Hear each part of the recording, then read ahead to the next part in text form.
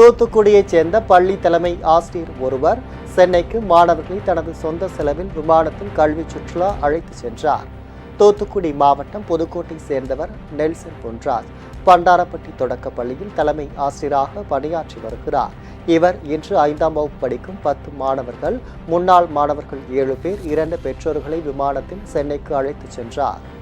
சென்னையில் இறங்கும் அவர்கள் மின்சார ரயில் மூலம் வண்டலூர் மிருக காட்சி சாலைக்கு சென்று அங்கு பகல் முழுவதும் மிருகங்களை பார்வையிடுகின்றனர்.